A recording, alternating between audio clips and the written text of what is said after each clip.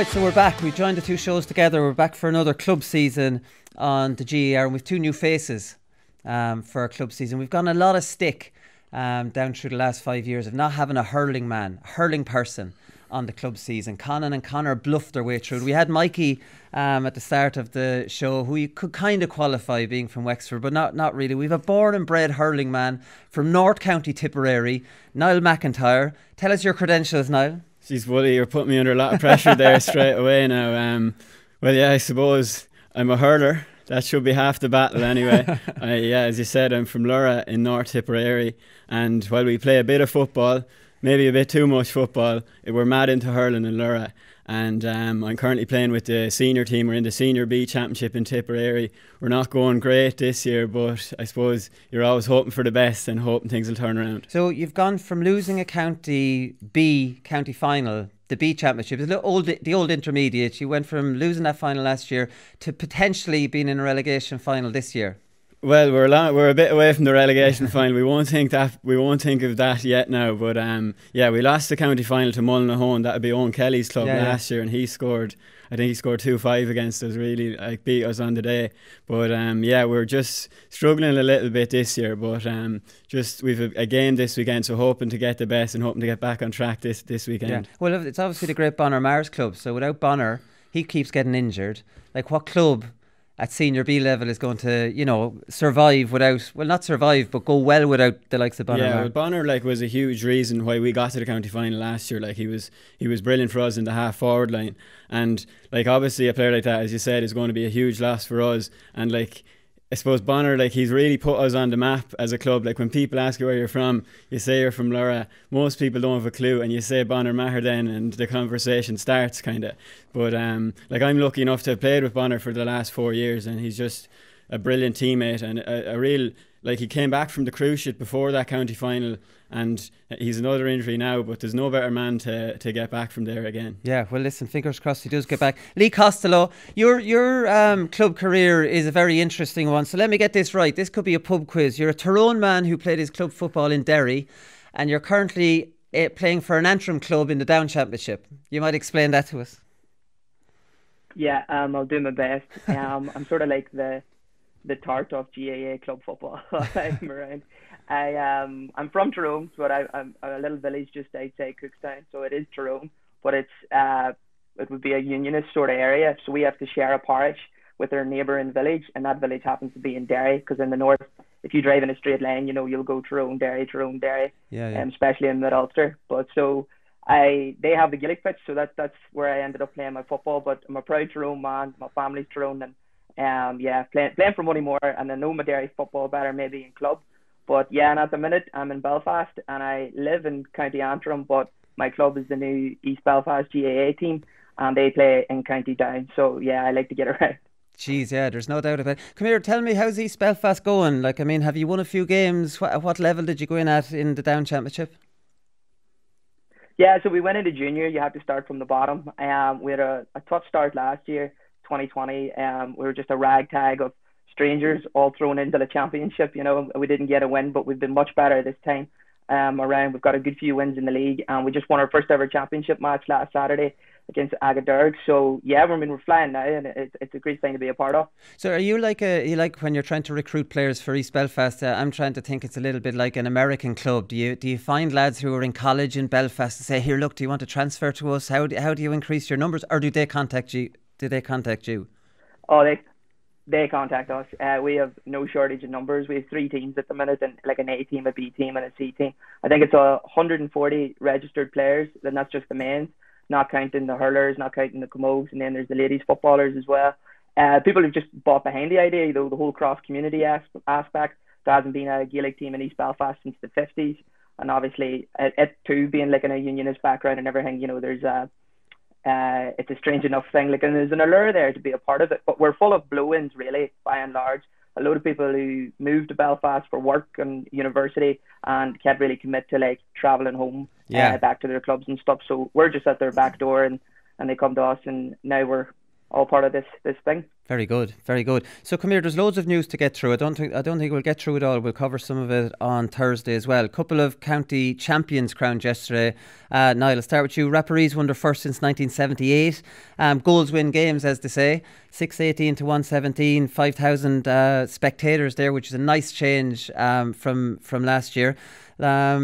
Deserved winners. Like, I mean, I was watching this and it was over as a contest when all those goals started going in. Yeah, like before the game, Wooly, I was kind of really looking forward to this one. Two new teams that we hadn't seen before in Wexford. And like I thought it was going to be tight, especially when St. Anne's were there twice in the last 5 years. It was tight till the first water break, right? It was tight, yeah, and they looked fairly evenly matched. But as soon as Rapparees got the goals, they settled into it, and you could see the kind of confidence draining away from the Anne's boys. But the whole way through the game, the Rapparees forwards, I just thought the three inside men were absolutely brilliant. Yeah. Oisin Pepper, and then there was Lenny Connolly, and of course Ricky Fox. Ricky Fox he had an unbelievable game. I think he only scored 1-2, but he could have scored about 1-5. He was brilliant throwing the ball off, always passing, always looking for the right pass. And as we watched earlier this morning, Wooly, he was a brilliant footballer too. Yeah. And he played for Wexford Youths in his day, so he could be a man for Dara Egan to be looking at for the Wexford senior hurling team. He's a bit of an all-rounder. They're actually current football champions as well, so they hold both. They're into football this year. I don't know about you, Lee, but I was watching this and we mentioned Lenny Connolly scoring 2-1. He was wearing number 16 and it was literally hurting my eyes to see a sub-goalkeeper playing corner forward scoring 2-1. Yeah, I mean, it's a strange thing. It draws EA as well. It's the only thing you can watch, so it's a good thing he had a good game because he's the only one anyone would be watching, especially if you were in neutral. I remember Monaghan years ago, they had a number 1 out playing outfield, whatever way the championship numbers had arranged themselves, and it's a strange sight, all right. Yeah, it hurt. It annoyed me. I couldn't stop thinking about it, and I was freezing the television to take a picture to give out about it. I didn't end up doing it anyway. So nice to see Kevin Foley and Liam Ryan getting their county championship medal. Alan Tobin got man of the match. His goal was sensational, Niall. Like, I mean, he barely swung at it and it rocketed into the corner of the net. He's a footballer.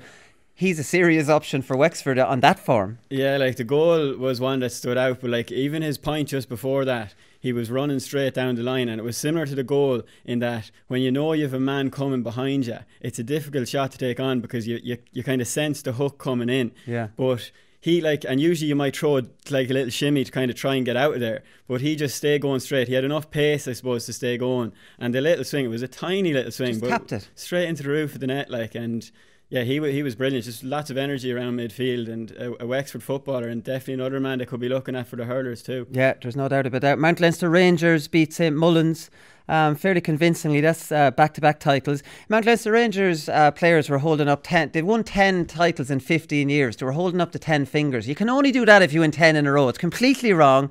I've seen these pictures going around, but it's all about the two Nolans. They scored, I think Mount Leinster Rangers scored 17 from play. Niall, in the first half, they scored 10 of them, 5 each. They shared it fairly. Yeah, the Nolan well. brothers. I think Chris is the oldest brother, but he's been a key man for Carlow in the last few years as well, like between himself and Marty Kavanagh. And I think they were kind of building it up as a bit of a shootout between the two boys in the final, but it never really materialised. Mount Leinster Rangers were just the stronger from the word go, and yeah, the two Nolan boys, 10 points play in the first half, like that's good going for the two brothers inside. There's no doubt about that. And one final county champion. There was a bit of drama in this one. John Myler manages Kilmiley. Kilmiley, you got it right earlier this morning, buddy. Yeah. It's not my first club pronunciation I'm going to get wrong, but this was a last minute goal. This is heartbreaking. St Brendan's led until the 59th minute and Maurice O'Connor got a match winning goal.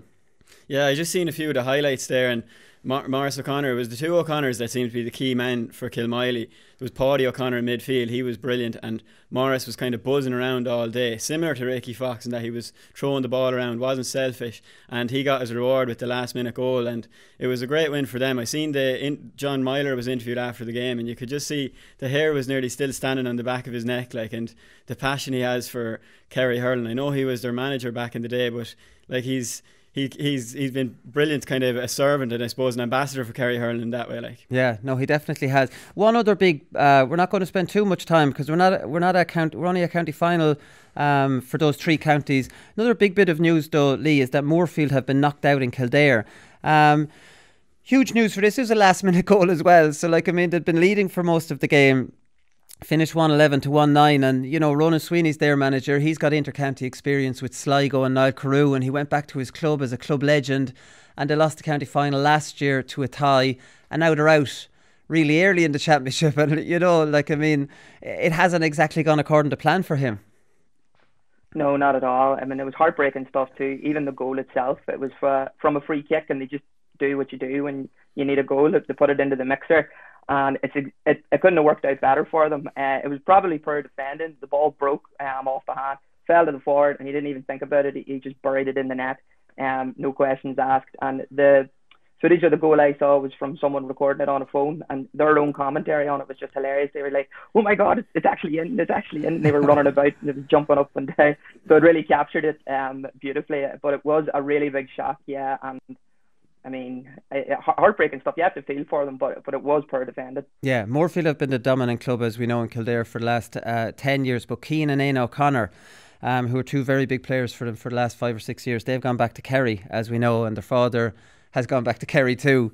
We don't know if he has the job yet. We might get to that in a little bit of a minute. But the inter-county boys have been running amok in the club football and hurling. So we've Austin Gleeson scoring 2-4, Robbie O'Flynn scored 3-3. Aaron's Own were down, I think they're down 9 points at half time to St Finn Barrett. He pulled it out of the bag. Shane Kingston scored 14. Patrick Curran 2-10. Niall Mcintyre got 3-8 for Road against Furban, and Furban are a big club. I'm thinking of you two lowly club hurlers and footballers, lads, because I have to say it, I'm obviously ex-inter-county player, so I don't know any about it. What have you ever marked an inter-county player, Niall? Let's start with you. Coming back from inter-county duty, you've been following him all summer, and now you're marking him. Well, I only have to go back 2 weeks ago, Willie. We played St Mary's of Clonmel in the first round of the championship, and I suppose, like, I was surprised initially that Seamus Kennedy wasn't hurling like on the starting team for Tipperary this year, but against Lurra he was definitely out like a man that was out to prove a point. And he started off in the first half. He was full forward and he was kind of drifting out the field. So he played well in the first half. In the second half, we said we'll put a man to man mark him, and I was given that job. And while he had a good first half, he had a lot better second half when I was running after him. But like, it was just, so I was going out in the second half, and your attitude is like, I'm just going to follow this lad anywhere he goes, like. And I was taught it was doing, you think you're doing fairly well, like following him everywhere, but there's always a split second where you just, you know, whether you're going for a ball, you think you're going to win a ball here, and he's just gone, like. And that's kind of, I suppose, the class of the inter-county hurler. And I think he picked me for 3 points there. But anytime you kind of just lost your focus, he was kind of sneaking off and he'd give a perfect pass, something like that. Like, he's a former Tipperary footballer as well, and just a very clever player. And the form he's shown, he was brilliant the last day in the club too. So I'd be surprised if he's not a key man for Tip next year too. But I've a problem with that in hurling. I've said it on the hurling show loads of times, in that man marking in hurling, in football, man marking involves accepting that you might never hold the ball in your hand. Hurlers don't like to accept that, don't they not? You still want to hurl a little bit of ball yourself, so you will take your eyes off him, and that's the reality of hurling. Has to catch up, and cornerbacks in hurling have to understand you're man marking him. Don't attack any balls now. I don't think I'll ever be given a man marking job for Lurra again. We'll leave it at Lee. What about you? Have you ever had the task of marking an inter-county player coming back, and they're flying it when they come back from the inter-county duty? I always remember a few years ago, so playing for Moneymore in the Derry Intermediate League, Enda Lynn, he was playing for Greenlock, and he was coming back. And obviously beforehand, the whole talk was about stopping him and how we can nullify him as best as we can. And when you think of Enda Lynn, you think of someone who's like really pacey, really skillful, even dare I say like a flair player.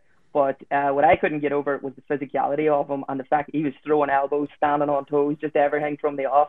And I suppose the mentality behind that is, we're in a changing room talking about him being, how do we nullify their best player? He must know that that's obviously what we're going to be doing. So he comes in trying to lay down a marker earlier himself. So I find, you know, when county players come back into the league form or whatever, they need to show straight away they're not going to be pushed after or pushed around, and don't try to get physical with me and just let me play my football or I'll be swinging back. And that was very much the case. And yeah, he won that one, yeah. He's fast, Lindo, isn't he? He's flying, absolutely flying. I remember, I'll give him a shout out, Warren McCloy was, he'd been known for pace back in the day, definitely not now, But we thought, I don't care how good a footballer he is, there's no way he's faster than Owen. And he was so much faster. It was incredible, like watching him go. He's just as fast with the ball than without it, and it's always an incredible thing to watch. It's almost like he's gliding. It's really, really hard to stop. Yeah, no, it definitely is. So a bit of inter-county news, lads. So Kerry are hunting for a new manager. We have some reappointments, we have some new appointments, and we have some hunt for a new manager. We have a lot of counties actually hunting for a new manager, but Kerry have probably the most kind of eye-catching, because Peter Keane, who saw out his 3-year term, and he's been told he has to reapply for it, Lee. I don't know, is it disrespectful to Peter Keane? Would you not just tell? It's very, for me, I think it's very obvious he's getting the bullet. And if Peter Keane needs to just say to them, here, look, you either want me to stay or you don't want me to stay, but asking me to reapply when you're looking for better candidates than me, I don't know. It's a little bit embarrassing for him, really. Yeah, I mean, I think the whole thing stinks, to be honest. And even when they released it in social media, it was like 10 o'clock on Twitter. They were sort of hoping the statement would fly under the radar, I think. But no, I mean, Peter Keane, he has to be, I'm afraid he's a dead man walking at this stage, because like they're basically telling him we're looking for better. And say he does reapply and he does get the job. Like, what are they saying there then? They're saying that, we don't think you can be the best man for the job, but you're the best of a current bad bunch. So go on and have a rattle, which, the Kerry job's hard enough. There's so much pressure in it. So to go in there actively without the backing of your county board, and for it to be public to the rest of the county and the rest of the country, like it doesn't make any sense, to be honest. I think they've handled it really, really poorly. It's not even the fact that it's like, there's a right way to do things, and the lack of transparency is just incredible. They should have just released a statement if they don't want him, thanking him for, all the work he's put in, the Munster title and stuff like that, and just make it clean. It's still not nice, but at least it's transparent, and we know where we stand, and he knows where he stands, and Kerry fans know where they stand. Yeah. The only hope Peter Keane has now, if he sacks his entire backroom team, kind of shifts the blame onto them and goes, look, I'll put together a better team. That's the only way he can potentially beat Jack O'Connor, and there's talk of Seamus Moynihan in with Donny Buckley, which, like, for me, that's the winner right there. Yeah, like as soon as you saw that they were looking for someone new, you just think that the man that's there now, he won't be staying, like, and that was my opinion the minute I saw that from Peter Keane, like. Yeah, no, there's no doubt. Brian Cody staying 24th year. Owen Murphy, his whole backroom team is staying. James McGarry, Martin Comerford, Conor Phelan, they're staying on as selectors and coaches and everything that they're doing. Owen Murphy was interviewed. I don't know whether I'm wasting my time reading out a current player who Brian Cody is picking. This is his. I don't know any different than Brian. He's been a great servant to Kilkenny hurling, and I think, we certainly wouldn't begrudge him another couple of years. I don't see any issue with Brian. I'm quite happy with it. Obviously, I'm being picked. It would be a different story if I'm on the bench next year. Look, we're just here to play games. At the end of the day, we're being coached, we're being well looked after, and there are no complaints with the county board or anything like that. So, like, I mean, I was kind of talking last year, Niall, about Brian Cody. It was coming on the back of the humiliation against Waterford, and kind of beaten well by Galway in that Leinster final until a late rally. You thought Galway were the better team, and you're thinking, is it time for change? I'm less on that kind of side of it now. They're double Leinster champions. You have Christy Heffernan, the Irish Examiner. I don't know how the Irish Examiner find these lads giving out about Cody. He's given out saying, why did DJ Carey walk away? This seems like arrogance to me. Like, I mean, I was kind of on the side for him to go last year, but this year I'm less so. Yeah, I was nearly the opposite to Wooly in that after the Waterford game last year, I kind of thought it was just a complete freak that Kilkenny were beaten. Like, Waterford they were unbelievable in that second half last year and just sort of took over the game or whatever. But this year I thought it was sort of just similar. Kilkenny didn't really perform in the semi-final. In the second half, probably. In the second half of the semi-final, exactly, against Cork. And I suppose that's where the likes of Christy Heffernan, where he's getting that opinion from. But still, like Kilkenny, as you said, they're double Leinster champions. They won the league back in 2019, and they're still thereabouts. They obviously don't have the talent that they had back when they were winning all these All Ireland. So maybe it is a little bit of arrogance, but I think it's just that display they gave against Limerick in 2019, like, that was the best display I'd say any team have put in apart from Limerick in the last 3 years, like. Yeah. And I suppose they're just like, Cody definitely deserves another shot at Limerick, because I think if Kilkenny were to beat Limerick, I think that would really, like, they'd be beating these teams like Cork. I think that would really give them the confidence that they need. And I know Limerick have improved since then, but Kilkenny, like, they're not going too badly. Like, no, they're not going too badly at all. What's your take on that, Lee? Like, I mean, 11 All-Irelands, 24 years in charge. I think he's equalled Sean Boylan's record. Do you need a new voice at that stage? Or, like, I mean, I don't think they can ever get rid of Brian Cody. Is it Brian Cody? It's Brian Cody's decision maybe to make. Yeah, I mean, I think the reward for success should be longevity. I mean, and I think he's earned that, to be fair. We were in a sort of a similar situation with Tyrone and Mickey Hart, but like Mickey Hart wasn't even as successful as that, and he got nearly 20 years or just 20 years, and in the end, they just let his contract run out and they didn't extend it. But Kilkenny fans, I suppose, it's whether or not they accepted that they are in a transition sort of period, and now that they're at least seeing trophies, like you were saying. I think the Kilkenny are doing okay. I mean, they were I know it was a late goal against Cork, but they were so competitive all the way throughout, and then they lost in extra time. It was a semi-final. Like, they weren't a million miles away. No, well, that's the thing. Like, I mean, I don't know what they want. As far as I'm concerned, nobody can get near Limerick. So what do you want? Are Leinster titles and All-Ireland semi-finals? Like, I mean, for me, that's as far as Kilkenny can go, no matter who's over them. So it'll be interesting to see how they go this year. Mikhail Donohue is the favourite to get the Galway job, Niall. Like, I mean, Davy Fitz is in for two. He's distanced himself. He said he hasn't heard anything, right? But his name is in the mix. Now, whether he's telling the truth or not, but he seems to be standing aside and letting Mikhail Donohue, if he wants it, take it. Apparently, Mikhail Donohue has mended bridges with whatever county board officials, that he fell out with. You made an interesting point on Sports Show about this, is that even when Galway won the All-Ireland 2017, that Galway team at that level cannot beat Limerick in 2021. That won't beat Limerick. So Galway in 22, you said, are without Joe Canning, and a whole load of other players will be 5 years older than 2017. You're making the argument for Davy Fitz. What Galway need is something completely new rather than Mikhail Donohue, and that 2017 style. Now, maybe Mikhail Donohue will come with something new. Yeah, well, while Galway won the All-Ireland in 2017, Wooly, I'd nearly argue that their best year was 2018. They were brilliant in those two games against Clare, and then in the final against Limerick, they played okay, but they weren't able to beat Limerick in 2018. And it's 4 years on from that now, and there's not too many. I know Galway have had a few successful minor teams, but not too many of them have come on to the team and really starred or made a name for themselves. So I think Mikhail Donohue, the word is the people from Galway, I'm only over the border, Portumna is right beside me, and the majority of them seem to want Mikhail Donohue, and he seems to be the man, so it's his job if he wants it. But right. I just think that Davy Fitz, I wrote that article the other day, and hard as it is to believe, I've never got as much texts or people tagging me on Twitter. It's just that Davy Fitz is he's a very divisive figure, and I don't think a lot of people from Galway don't really seem to want him. Why is that? Is it there's probably a list of reasons, if we're being honest. Is it the game plan? They don't want the sweeper, they don't like the short pass and running game? Is it the drama Davy brings? Is it the fact that Galway mightn't be able to afford him? Let's call a spade here. Yeah, I'd say it's a mix between the sort of drama and maybe the game plan. Maybe Davy has always managed sort of underdog counties, from it started off with Waterford, did well with them, and then it was Clare and Wexford. They've never really been, I suppose, the traditional and LIT giants against UL. And maybe they sort of think they're above sort of that Davy Fitz kind of underdog thing,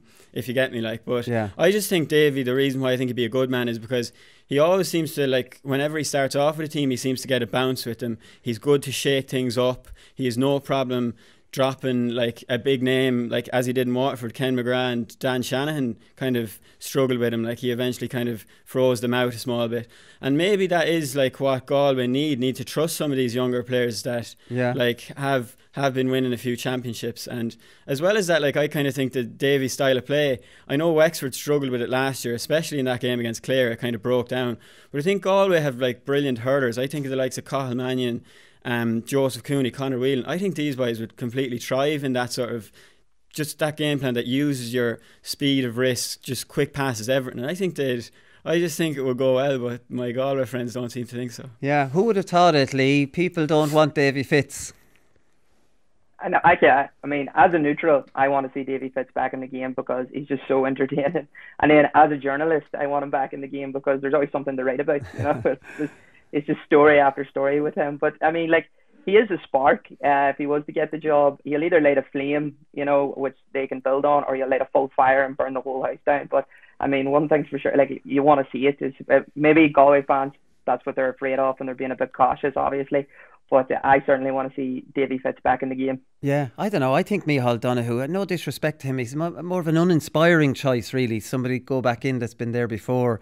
It's definitely interesting. Davy Fitz was saying that he's been involved in the game for 34 years, 18 as a player and 14 as a manager. And then he says a break might do me the world of good. And he's manager of 6 Mile Bridge or coach of them. Like, he's not taking a break at all. Like, I mean, talk about being addicted to Gaelic games. Oh, new manager in Tipperary, Niall, Colin Bonner. Let's be honest, this fella came out of nowhere, Colin Bonner. I like Colin Bonner. Colin Bonner was managing Ballyhale Shamrocks when I did a GA Jackass down there, and he was very nice to me and accommodating and allowed this mess and go on. I think it was before a county final we did it. So he's a very relaxed man, probably a little bit old school, would that be fair to say? It's done good things with Carlow, but it's a much lower level. Liam Cahill turned it down. Darry Egan went to Wexford. He obviously got a much better package going to them. And Colin Bonner, you talk about Brendan Cummins. Colin Bonner came out of nowhere, really, did he? He did seem to come from nowhere, because as things were going, it seemed it was a 2-horse race between William Maher and Brendan Cummins, and Colin Bonner came in then to take it. But to be honest, I just kind of think that Colin Bonner is nearly long overdue the tip job, to be honest. Like, I know he was in there when Liam Sheedy came back the last time, but like he's been around for a long time. He managed Waterford IT to 6 Fitzgibbon Cup wins, like, and he was there when the Tip Camogie team won in All Ireland. As you said, he was with Ballyhale. Like, that's a brilliant CV. And when Carlow, I know it's a lower level, but when Carlow were hurling at their best, like when they were going well, he was the manager. And as you said, a relaxed manager. I was talking to one of the boys from the club who played under Colin Bonner at Waterford IT, and it was their best Fitzgibbon season they had, and he just said that he was, college hurling, it's kind of, you don't want, it's not the be all and end all, like you want to enjoy yourself. And he said that Colin Bonner was very accommodating for that kind of thing. Like, when they were coming home, they might be having a few cans in the bus, and Colin Bonner was in the middle of them having the crack, and they all just really respected him and hurled for him too. Owen Murphy was on the team that year, and they got to the semi-final. They won the following year. But I think a manager like that is the type of manager that players will hurl for. Like, yeah, no, definitely. There's no doubt you have to let the college boys have a few cans, or you won't be a very popular manager. It'd be interesting to see how he gets on. The big thing with these managers now is who he gets in as coach. Who he gets in as his backroom team. They're probably just as important now as the actual manager himself. So Special Congress has been put back until the 23rd of October. I think that's to accommodate maybe people being able to go. Aren't all the restrictions kind of being lifted on October 22nd? I'm thinking maybe it was supposed to be on this Saturday. I'm glad it's not, because now it's going to give the championship structure, which is massive, enough time to be kind of debated. The GPA have come in backing the league-based championship, and it's very, very important to stress league-based championship. It's not the league, it's a championship. It's a league championship. So it's a completely different thing. So the GPA are coming in behind that. I'm absolutely delighted with that, because obviously this league championship is my restructure idea. I will give anyone €100 if they can find anyone who has suggested this before me. It won't happen because it was me who suggested it. Jim McGuinness, my buddy, old buddy, has been writing in the Irish Times, and the article really, really annoyed me, I have to say. Like, he's starting to get on my nerves a little bit, Jim. So he doesn't like my idea. Which is obviously the reason I'm getting a little bit pissed off with him. So he makes an argument for keeping the provincial championships based on nothing, only tradition. Now, Lee, I'm sure you'll have a similar. You Ulster people are very, very, pro Euros Championship, and you're probably right, because it's the only functioning one. It's the most competitive one, and it's getting more competitive. So there's a huge argument for Ulster people say we want to keep it, but the other three, Ulster doesn't run the whole GEA. So basically, this league-based championship, it doesn't get rid of the provincials, it separates them from the All-Ireland Knockout Series, right? And instead of the provincials feeding into the All-Ireland Knockout Series, the league feeds into the All-Ireland Knockout Series. So each county has 7 championship games in the 4 divisions against teams of their own level. So you can, it's 7 championship games that you have a very good chance of winning the majority of them. Most teams will say, we can do it. The 4 teams will come out of Division 1, 2 out of 2, 1 out of 3 and 1 out of 4, and they feed into the All-Ireland quarterfinals. So McGuinness's argument here is it completely demeans and undermines the integrity of the localised elements of the All-Ireland, which have over 130 years of tradition and stories behind them.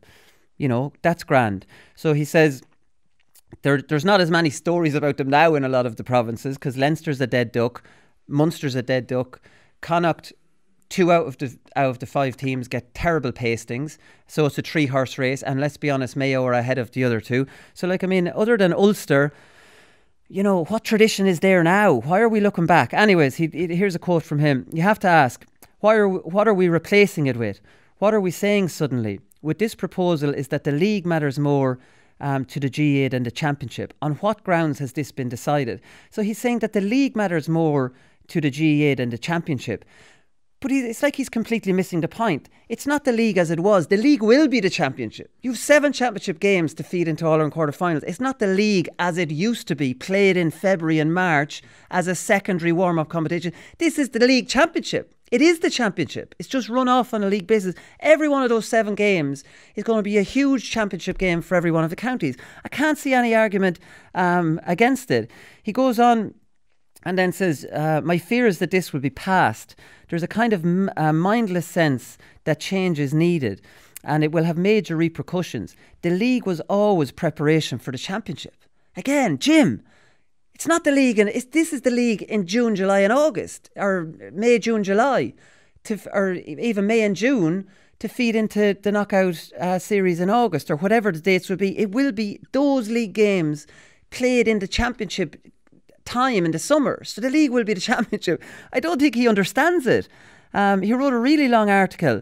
Like, I mean, the league was always the secondary competition played in very, very poor conditions, and rightly so. It was kind of a warm-up competition. He's concerned that the provincials will become the warm-up for this, which might actually happen. But the provincials, other than Ulster, Lee, I'll let you come in here now because I'm probably starting to annoy you now.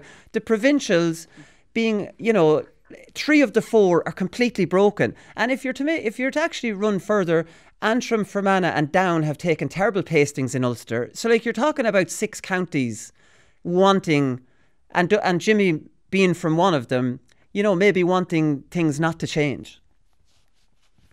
Yeah, I think that is his real issue here. Ulster Championship, it's really healthy at the minute, you know, with some unbelievable games like Monaghan and Armagh was such a thriller, and then Jim Tyrone's run there. Haven't said Jim didn't like that match too much. There was too many scores. He didn't, that's right. Yes, he's a problem with high scoring games as well, so we need to fix that definitely. But no, I think, you know, when you write these ridiculously long articles and the point sort of it's lost in it nearly.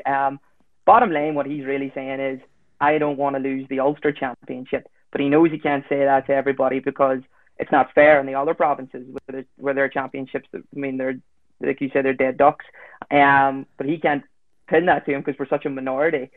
So he's disguising it under all these like philosophies of tradition and history and 130 years, and then talking about the atmosphere. I mean, like, I think you lose your point a little bit when you just start like, have these people ever been to like Killarney and stuff on Championship Day and whatever else? I mean, like, he's not actually saying anything, if you know what I mean. There's no actual, I don't actually hear his solution either. And then he does go on to justify that, like, yeah, teams are getting pastings and there is change needed, but I don't really hear his answer. So it is very confusing. You want Ulster, like the joy we have watching Ulster teams play against each other, it's because you're watching the best be the best. There's so many Division 1 teams in Ulster. So if we could see that around the, you know, in a bigger scale, and teams of similar level playing against each other, you'll see competitive games. Competitive games leads to entertainment, and then entertainment leads to people wanting to join the GAA, and then it just progresses like that. And there's a ladder as well to climb. You know, like one year you're winning one division. Like, even if you look at the ladies football, you know, look at me, they were an intermediate team, and now they're, you know, won the full All Ireland and stuff, you know, because they had that opportunity to climb a ladder. I know this is a different structure still, but I'm just saying that, like, just because you're stuck in one division for a little while, it doesn't mean it's forever. Whilst I just think if you're in the current situation, if you're at the bottom of the pile, it's nearly impossible to climb. Yeah. So, but here's the thing. Like, I mean, the Ulster Championship will still be there. He's saying the prestige, you know, will be affected by it not being linked to the All-Ireland. But, like, I remember McKenna Cup games in January getting 18,000 when Armagh and Tyrone were kind of at a big rivalry. Ulster fans are fanatical. And you're telling me after not having an inter-county game from the previous August All-Ireland, that the Ulster Championship starts in maybe March, the start of March, that those grounds won't be packed out and teams won't want to win the Ulster Championship. Like, I mean, I think it's madness to think that if the Ulster Championship is as important as everyone in Ulster says it is, what's the big problem here? Of course, and like... When he sort of undermines his own point by saying that, because he talks about tradition and people love Ulster football in Ulster. They love going to the championship and watching the Tyrone v Armagh games. So if that platform's still there, why is he saying that people won't go to it? You know, the opportunity isn't taken away. The trophy will still be the same. You'll still get your medal. You know, in Ulster, we'll know what it means. The players will know what it means. Like, I don't think anyone's going to treat that. Like, I'm not saying it's not. Obviously, this new league championship format, that'll be the be all and end all. But if that's the only football being played at that time in March, they're going to take it seriously. Of course they are. Yeah, of course you have to, because you have to warm up to the big competition, you know, the All-Ireland series. And like, you're not going to be trying too many lads out in an Ulster Championship. There's 2 cups up for offer, starting with this new proposal if it goes through. An Ulster, a provincial championship and an All-Ireland championship. It's the same as what's there already. So do you have a chance of winning something? Like, there's teams celebrate winning the early January Cup competition. You have a chance of winning a provincial title or an All-Ireland. You know, like, I mean, maybe you make an argument to say that Dublin might, you know, because Leinster Championship is so easy for them now, that Dublin mightn't take that so seriously. I don't think any team in Ulster, I think that pride of winning an Ulster Championship will always be there. Yeah, well, I don't want to give you a big head, Woody, but I think the idea in general of the teams having more championship games in terms of the league, like, is a lot better, like, because the way it was, I know it was because of COVID, it was only a straight knockout, but like, to only have 2 championship games in general is a tough kind of a thing anyway. So I think the league sort of championship format, it would be the way forward. Yeah, he goes on to say, I have a couple more issues to pick up with him. Like, Lee, the point you made, he says, the Ulster Championship has been fashioned as preparation for the league. Again, it's not the league, Jim. It's not the league. It's the Championship.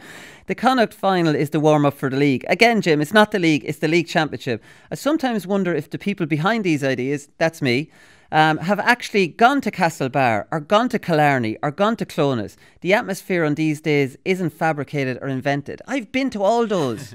I've been to every one of them. Killarney last year wasn't too good, or this year wasn't too good when Kerry were spanking Cork by 20 odd points. Like, the Ulster or the Connacht final was won by 8 points, or was it 214 to 2-8, 6 points. Like, I mean, the Ulster Championship is the only functioning one. Like, Leinster Championship is gone. All these things are a fact, and he has no argument against this league-based championship other than calling it the league and trying to run it down based on it being a league that we're used to now, which it's not. He has that point completely wrong. And then he's 2 more points that I need to pull him up on. He goes on to criticise the All-Ireland quarter-finals. He says, well, 1 team out of Division 3, 1 team out of Division 4 will feed into the All-Ireland quarter-finals. He says, well, they'll be hammerings. So if we're trying to get rid of hammerings by you know, we will see hammerings. They could be hammerings. Those 2 teams will most likely play the top 2 in Division 2 in preliminary All-Ireland quarter-finals, right? They could get hammerings. But those 2 teams will have been promoted, number 1, out of Division 4, out of Division 3. They'll have played 7 championship games. They'll now get a prestigious All-Ireland quarter-final. If they take a hammering, they now see what level they need to get to Division 2. They've had an incredibly positive year. And that's against a Sligo or a Leitrim getting absolutely hammered by Mayo in the provincial championship and going into a qualifier and maybe getting beaten. Like, I mean, there's no comparison. One gets 7 championship games before and who's to say a Division 3 team's going to get a hammering off a Division 2 team? I don't see that happening.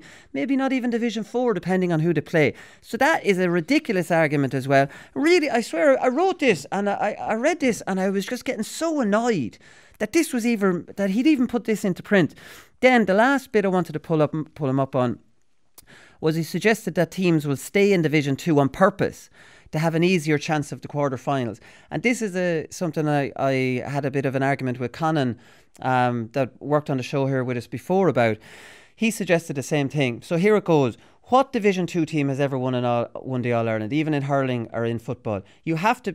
Every manager tells you have to be playing the top teams on a consistent basis. Armagh were desperate to get out of Division 2.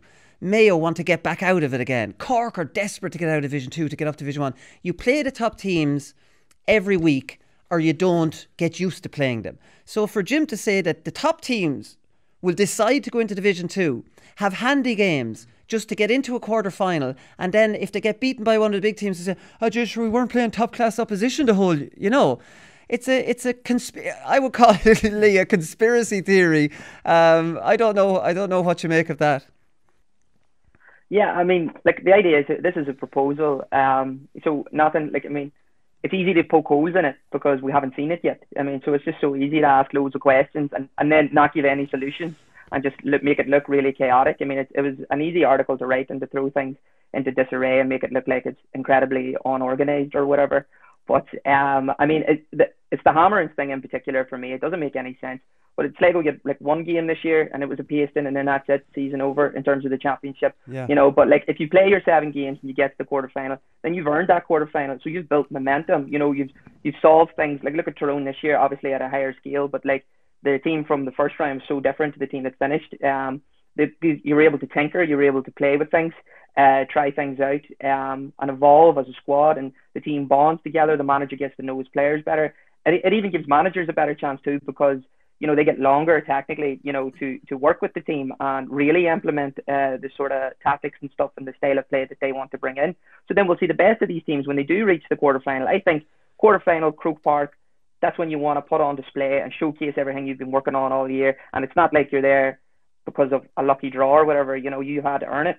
Yeah. So I don't understand that at all. I mean, the hammering situation, and then if you get hammered in Croke Park after having a pretty decent season, like at least it was a day out for them, and they got to enjoy a season, and you know, kids got to go to more than one game. Like it just makes sense. And for the county player itself, like I know, you know, you're bound to be more interested in playing for your county, knowing that you're guaranteed that amount of championship games rather than maybe just give everything, spend your whole January, February, March working so hard in the winter and stuff, playing one game, getting hammered, and then being told that you're crap and having to do that again next year. Yeah.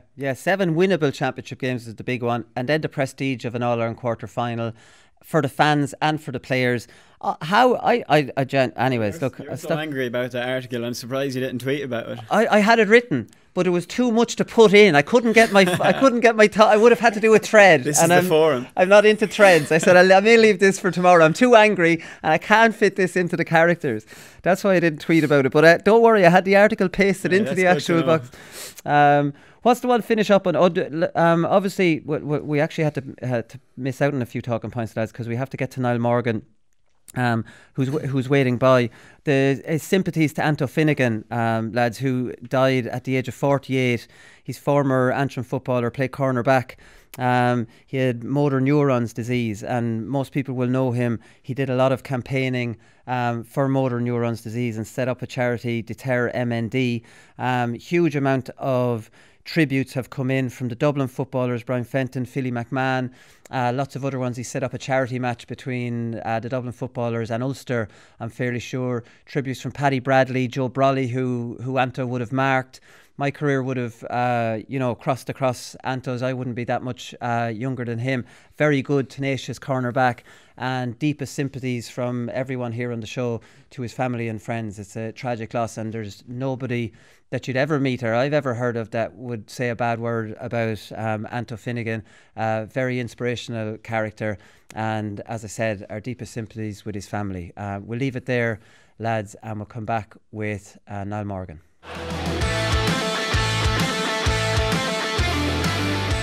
All right, delighted to say that All-Ireland champion Niall Morgan joins us on the line now. How does that sound, Niall, a week later? All-Ireland champion Niall Morgan? It still hasn't fully sunk in yet, I have to say. Still a bit surreal, but it's what I suppose it's all the hard work has been for that was my 9th year, and you were sort of thinking that it was never going to happen, so pretty special. You're back to school today, I can see. You might not know, but I've seen your school. I did a show up in Edendork last Thursday night before the All-Ireland. I was brought on a tour of Edendork, which didn't last long. I saw 3 things. No. I saw the church, I saw the school that Niall Morgan works in, and I saw Darren McCurry's house. That's the tour of Edendork I got. Yeah, I don't even live in Edendork, so you couldn't even have got to see mine. But they should have brought you I'm sure you've seen the hall just down the road there as well. Oh, I saw that too, yeah. That's where the new school's going to be built in the years to come. So It's a real hot spot up in Eden Dark. Like. I was actually, when I saw Darren McCurry's house, it's right beside the Eden Dark pitch, and I straight away I thought of the league match against Kerry where he scored that sideline, and I was like, Jesus, he could never have missed. That's how close his house has been. So come here, are you just back to work today, or how did the celebrations go? Have they died down now, or what's the story? I think most of the boys have finally realised they have to go back to work at some stage. The principal in Dark was really good to me. She gave me the week off, so I'm just back today. But there's great excitement and buzz in the school, and we actually had club games yesterday, so it was back to earth with a bang, and we were 8 points up after 10 minutes and beat by a point. So back to the sob stories and the usual club life, but it was nice to get back out and play. Nothing left in the tank. I was reading your diary in the Irish Examiner there, and I think you bowed out on the Tuesday night, and then you were saying that they kept going on the Wednesday, and I was laughing reading this because some lads ended up on a bus to Belfast, and I was just picturing them all being in some old timers pub, no women in it, and the young lads all going crazy. I'm getting out of here and headed on into Belfast. Am I warm? Yeah, quite warm. Yeah, and like there was a few of the older boys went too. Like it wasn't just the younger ones. But they went. There was boys still going on Saturday night, so I'm too old for that crack. Like, and two young kids is just not worth it for the early mornings. Yeah, you'll never recover from it. Come here, you've done a lot of media since. I was looking at your diary as well. You did BBC Radio Ulster at 8 a.m. on the Monday after the Saturday. You did Off the Ball then you did BBC Sports Round Extra. And then you did a GA social podcast with Conor Myler. Like, were you conscious to do all that? I was thinking, isn't that fantastic for Tyrone supporters to be able to hear the lads the day after, or 2 days after? Were you conscious of, giving something to the fans by doing that media? No, I'm contrary to what some believe. I'm actually quite open and don't mind doing media. I suppose one of the more experienced players, and there was a couple of years where I didn't really want to talk because I wasn't playing that well and I needed to concentrate on the playing side of things. But I sort of felt like as I got older, it's like a bit of a burden that I suppose one of the more experienced players should take on. And I'm comfortable in how to answer questions, and I don't say too much controversial, but I like to, give people an insight into what I'm really like. And I know that I've got a bit of a persona on the pitch, and I know. Listen to yourself, Wally. You've given me a couple of jives over the last few years, but it's entirely different. Whenever you're, yourself. Whenever you cross the white lines, you sometimes you have to play to, what other people feel that you're going to be like. And I'll be quite a nervous character, so I suppose it gets me out of being nervous. And with regard to the media, it sort of gives people a light into what it's really like to walk in my shoes, and I enjoy it. I enjoy doing the media stuff, and I enjoy answering questions and the challenges that it throws at you. And sometimes it's actually difficult not to say something controversial because what's going on in your head is entirely different to what you say. But yeah, I try to be as open as I can.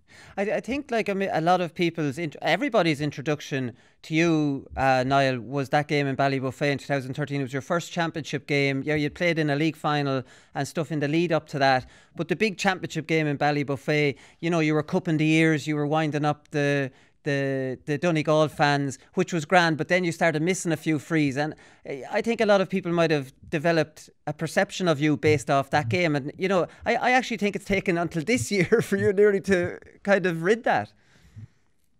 Yeah, definitely. It's been a row that people have beat my back with basically for right up until this year probably. And to be fair, I probably deserved a lot of the criticism. It was silly of me at that stage, and it was an experience. And I've said on a number of occasions that I probably didn't feel like I was ready to play county football. But then because I was playing well, that I felt that it was easy, and it was probably a good job that it happened early in my career and not later on. Because if I had went through that season unscathed, God knows what I would have done then the following year. But it's nice to sort of get that monkey off my back, I suppose. And I know I've been no stranger to the different things that have happened in games, and I'm no stranger to the limelight and the media perception. But it's a that's the way football goes. And like one of the things that somebody told me one time was, "Don't worry, somebody will do something next weekend, and you'll be old news, and nobody will want to talk about you." Like, and it's the same whenever you play well. Like you play well for a week, and then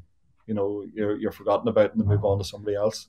Yeah, but like I mean, you're a bit of a showman. There's nothing to be, there's nothing wrong with that. Like you like to be in the thick of the action. You often strike me that you're bored in the goals. You obviously play midfield for Eden Dork, and you're just mad to get into the action. And like I mean, I don't see anything really wrong with that. I have to hold my hands up. In the Monaghan game, I was saying, where is this lad going?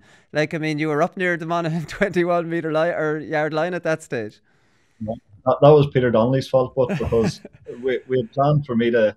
I actually done it against Donegal as well, but it wasn't really noticed as much. But we pressed out in the gaps where Patton and then where Rory liked to kick the ball, and I'd actually went up to fill space, but Monaghan made a sub that time, and Petey was marking McCarthy, and McCarthy was coming off, and I was screaming at Petey to come out, and Peter Donnelly shared to Petey to stay in nets and for me to push on. Right. And I think it was Woods had come on, and he was going to stand and let me mark, but begging, he started laughing and started pulling Woods towards, and the more he went, the more Peter Donnelly screamed at me to keep going, and I was thinking, I no more want to be up here, Pete. Like, there's a long way back if this ball goes over my head, but I don't think they didn't get anything too much out of it, and it worked out. But yeah, I could play out for the club, and I like to get involved, and I like to get in the ball, and I enjoy sort of playing that bit of a sweeper role again. The experience probably of being able to play it now, and that's sort of the role that I play with the club too, so I can read the game well enough. But yeah, nets can be boring enough at times if depending on the game. But the way we've played this year, it's been a bit more exciting because we're more man to man, and there is more opportunity to cut ball out. Whereas beforehand it was very systemated, and you were hard to break down, so it wasn't as many goal chances. So it was more just kickouts, and that's not all I want to be there for. I want to get involved in open play as well and do what I can. Goalkeepers are obviously getting involved in open play an awful lot more. Like I mean, the sweeping thing is definitely new. Like the ball you intercepted in the final and came out and then just drove it down. You were sticking a couple of kickouts on Conor McKenna. I think you gave that ball to Conor McKenna. It went through his hands, and obviously McCurry with a decent effort. We haven't seen goalkeepers kind of coming out to intercept balls that far out before. It's just like I sort of try to play on the edge of where the other team's kick pass, you can kick it. So, like, basically, that I'm not getting lobbed, even though I got lobbed against Kerry. But I suppose that's the risk you're taking. And I back myself that I can read the game well, and at times it can be cocky about it. But I've been given the license to do it by Brian and Fergal as long as I keep it simple and don't try anything too fancy, and always try to stay in around the middle of the D anyway. It's not that I'm going, miles out of the net, and the two male players were making the same run that time, and I knew there was only one place I could kick the ball, so it just took a bit of a gamble on it, I suppose, and luckily cut it out, and then I had space to keep going, and I kept going, and Connor peeled off in behind, and it sort of we'd talked about a bit of training that if he'd done that, to just launch it over the top, and he flicked it on, and Darren had the goal chance, and it was a great save by Rob. But it would have been nice if it had come off now. Oh, it definitely would have been one of the greatest goals scored in an All-Ireland final. We have to talk about the kickouts in the All-Ireland final, Niall, because you have really, you have totally justified my analysis here on the show, because I've been banging on about long kickouts since the start of this year. I think it was the Down Donegal game where a kickout was won. The wing back was dispossessed, and Donegal scored a goal. Now that went down as a kick out won, but a goal was conceded off it. Yeah. So when you're looking at the stats afterwards, well, we won that kick out. Yeah, but what good was the kick out that was won? And I think I don't know, maybe you might tell us who kind of decided on the kick out strategy. Is it left, do you get a good say in it? Is it the management? It's very, very obvious that you made you focused on going long the majority of the times. Yeah, well, we've been probably known to be, a short kick-out team over the last number of years, and teams are pressing us hard, and I suppose I can kick the ball quite far, so it was more a case of getting the ball over the top of as many men as possible, and we got absolutely hammered on the short kick out against Kerry down in Killarney, and in the semi-final we went long a lot, and again, contrary to belief, against Kerry I probably was striking the ball a lot better than against Mayo, and it was just we weren't getting the numbers to the break as quick. And the analysts after the match, I suppose, tore us to shreds and said that the kick out malfunctioned. But we played the ball in Kerry's half, and it was hard for them to keep pressing up, get back, keep pressing up, get back. Whereas if we had kept trying to go short, and as you say, you might have won a kick out, but next it's turned over and it's a point or it's a goal, and people don't really look at that side of things. And against Kerry, we probably lost a lot of our long kickouts, and but they didn't actually score that much off them, because they had to break so many of us down. And against Mayo, it was probably the same idea. They squeezed us last year in the league game in the second half in particular, and they got a lot of joy out of it, and they probably thought of doing the same again. But we had worked on getting numbers around the break this time, and it worked out for us. And we probably lost a number of kickouts against Mayo as well, but whenever you have midfielders like Con and Brand who can catch or flick on, or whenever the communication's good, it definitely helps. Can you see this being a decent shift away from these short kickouts now? Because they had become so, I don't know, in fashion, that every team was doing them. They could have a 6'6" midfielder and they're still going short most of the time. And the whole idea was that possession is more important than 50-50. And it's they never thought that, right, possession at full back line is still a very, very dangerous possession.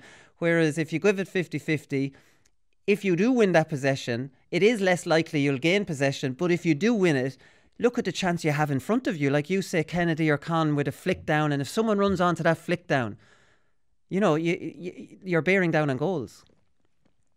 Yeah, I think it has to be mixed up. That's probably the biggest difference in Kerry and Mayo game, that we mixed it up and we went short at times. And if you keep pumping the ball long, the other team's just going to sit back and they're going to get numbers to the break as well, and they're going to constantly gamble. So if you can mix it up and go short now and again, which keeps them pressed up, but we would have tended to nearly try to force the short away, and we've got caught on a number of occasions with that. And whereas I say, if you go long and you're landing the ball in the opposition's half, and even if they win it, they've maybe 10 of your players to get through, and they have to work hard to get their score. And at the end of the day, that's what it's about. If you're offering up easy scores, and it's easy for the other team to target a specific player in a team and nearly leave him free, and it's hard for you to turn the kick out away. If the other team fancy a player to get turned over, we have done it thrown a number of occasions where we nearly pick a player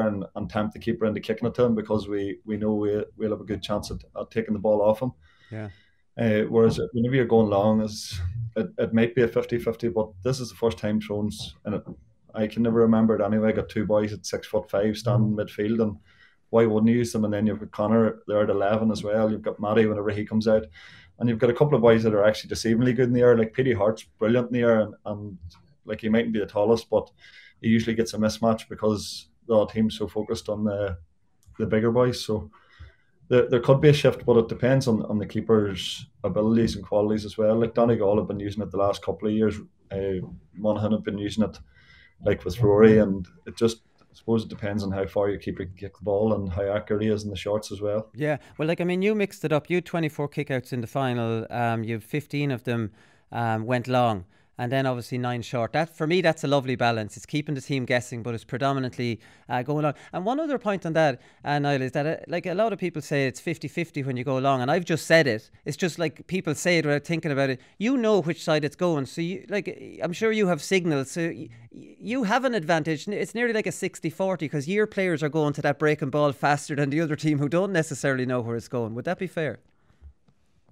Yeah, well, we don't have actual signals as such, or we don't pick a particular side beforehand or anything. It's just you're trying to find a mismatch, and there usually is. If you look hard enough, there'll be a mismatch somewhere where somebody's got caught marking somebody they shouldn't, or somebody's a wee bit out of position. And I've been sort of trying to work on disguising the kickouts a wee bit more. I know I hit one to Kieran in the Kerry game where everybody thought I was going left and went out wide right to him, and it's about keeping the other team guessing. And if you can get any sort of an advantage, and our boys at training obviously know my kicking style and my run up style and where it's most likely to be going, and then it's I suppose it would be more 60-40 to us if they have a fair idea of what area they have to get to for the breakdown. Yeah, I want to talk to you about the semi-final and all the controversy and the build up to that. Now, because I was reading a quote, I think it was you were talking about it. You were talking about Brian and Fergal. They said that we don't feel we're capable of it, and we're not going to go down and put you boys in the spotlight and go down and get a hammering again because it's already happened once this year, and we'll take the flak. They offered it up to us. They said, "Is there anybody against this?" And the players spoke. A few things in that is. How many players spoke for and how many players spoke against? What was the majority? Obviously, were It was quite mixed, to be fair. There was a few boys were obviously sort of in the squad but not getting much game time. They obviously wanted to play because they felt it was their chance to get into the team. And then there was boys that, were obviously still feeling the facts and knew they weren't ready. And then there was boys speaking from a purely medical side of things, with with Darren, as I've said before, like Darren doesn't really speak that often. Whenever he does, people listen. He's one of them kind of characters. Yeah.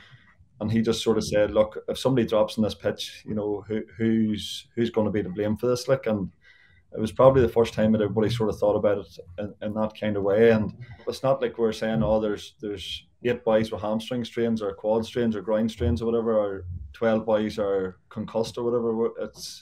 It was a pandemic, and I know we did get flack for it, and we took a big chance by saying we weren't going to play. And maybe we did have a fair idea that the GA would still play the game, and we took the risk based off that. But it's the medical evidence was there, and who are we to argue with that? And you could put on the bravado and say, oh well, we want to play the match and go and play it, but it's not about that. Sometimes you have to look at the bigger picture, and if we can't, if at that stage there was a lot of measures in place and restrictions in place. So if it had been, I know the restrictions are opening up a lot in the south now in the middle of October, and if it had been after that, we probably wouldn't have a leg to stand on. But on hindsight now, it worked out for us, and like it's probably still going to be a contentious moment for a lot of people, but it's happened, and there's been plenty of moments in years gone by that things have happened, and thankfully we came out on the right side of it. So, there were 17, it's well publicised, 17 people tested positive. How many of those 17 were sick? I think you had it and you weren't sick. You were, going around, you just tested positive. Conor Myler as well. So how many were actually sick out of the 17? It's genuinely hard to know because boys were isolating, and you didn't ask. You just assume, right, he's positive and that's the way it is. I know there was a few boys came back to training and they genuinely looked ill even after their isolation, and you were sort of thinking, gee, the whole point of it is you mightn't be sick on the outside, or you mightn't have symptoms, but you don't know what it's doing to the inside of your body, and that's the whole point of the isolation. And I wasn't sick. Yeah, I had a runny nose and a bit of tiredness, but I wasn't it was I thought it was hay fever basically. And but whenever I came back, you're out for 10 days, you haven't trained for 10 days, you've lost that wee bit of sharpness, a bit of fitness, and I know I'm only a goalkeeper, but I was feeling tired after trains and stuff. So for to put boys in the spot and tell them to go and play against Kerry whenever they were going to be out of isolation for a couple of days just would have been madness. And I everybody in a way wanted to play the match, but we had to be sensible about it too. Yeah. So I suppose just the extra week, because most people agreed to give you a week. I was critical of giving you another week. What I was wondering is, on that Saturday, the first week, how many would have been too sick to have played that day? How many would you have been down that Saturday that couldn't have been able to tug out that day? It's hard to say, because as much as boys were training, would they've been able to play a match? There's not a chance of it. There was.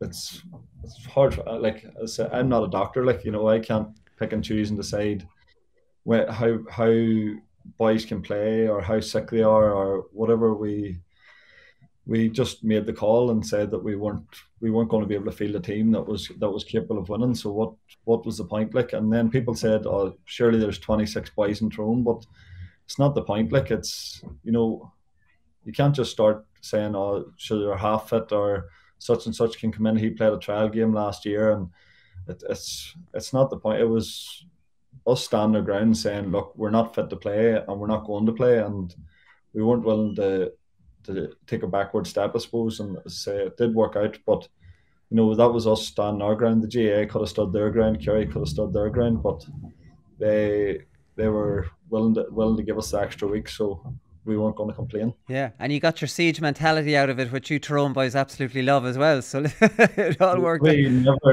had a siege mentality. You kind of live off them. It's like Tyrone against the world, don't you? Like whatever way you like to tap into that. It is Tyrone against the world, though, isn't it? Well, you were talking about Tyrone's reputation. I was reading since the final, and I say we've a fair bit to play for that ourselves. We're not a clean cut team. Well, maybe we are a bit now compared to what we were in the past. So maybe I go along with that as well. The press around Tyrone, COVID thing aside, this year has been just overwhelmingly positive. Yeah, like it's a bit like, I suppose, like even my career, I suppose, like we mentioned at the start how, like, times are sort of changing and people are starting to realise that this isn't the same Tyrone team as before, and there might have been a nastier streak in it, and like, maybe it's like mud sticks, I suppose, and but I always just laughed because every team that we played were just as bad as us, and you were getting just as much grief as we were given, and it always seemed to be our things that were highlighted, and I suppose, like, in a way, it added to, as you say, a siege mentality, but in another way, it was kind of laughable that, it was as if, Tyrone are the only people that do this sort of thing, and they're a disgrace, and they're always a disgrace, but it was kind of funny at times, like, I have to say, like, seeing people getting so angry over it, and like we were just playing football. Like, if people came to club games in Tyrone, they would really get their eyes open, like, because it's dog eat dog, like there's. Like Brian and Conor marking each other yesterday in midfield, and like after playing midfield together all year, like, and like there was no way holding back or anything, like, or if Brian came to tackle me or Darren or whatever, and like that's just the way we are. Like, it's dog eat dog with Tyrone, and if you want to play nice, we'll play nice. If you want to play nasty, we'll play nasty, and we're happy to go either way. And this year we've really added the sort of open football style to it as well, and show people that if you want to go defensive, we can do that. If you want to go and play open football, we can do that. And we've done it this year, but that's not saying going into next year that things could change. Like, and we could go and get 2 or 3 hammerings, and that's the joys of football, isn't it? Like last year we got hammered by Galway, and then we turned around, we beat Kerry maybe, and then we got beat by Monaghan, and then we turned around and beat Dublin, and it's just the joys of football, and that's why we love it. Things can change so much overnight. Yeah, 2 more questions for you before you go, because I know you're under pressure for time. I have to say, I'd say you're related to a lot of people. This is from your diary in the Examiner as well, which was very good. I have to say, you ate Cocoa Pops and orange juice the morning before the match for breakfast, and then most impressively, you had a barbecue chicken baguette. With some peppers and cheese for your lunch. You just got yourself a chicken roll in a petrol station or a newsagents, I presume. This is how many players around the country can relate to that? Well, there's not too many would openly say it. I think there's plenty could relate to it, but there's a lot of them hiding it away and hiding their food diaries. But look, I'm sort of well known in our squad for just eating what I want when I want. I suppose as a goalkeeper I can get away with it a wee bit more, but I don't really think that.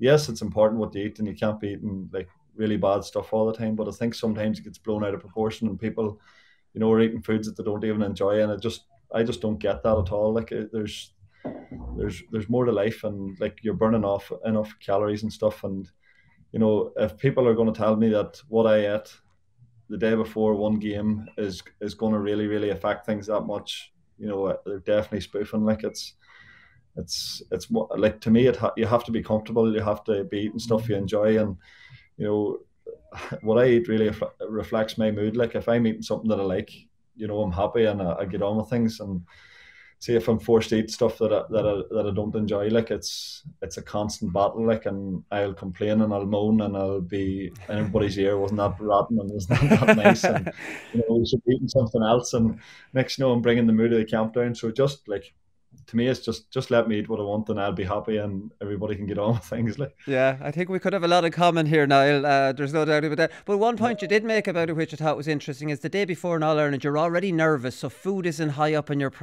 list of priorities. You have to force yourself to eat anyway. So why not eat something that's tasty than something that's absolutely rotten?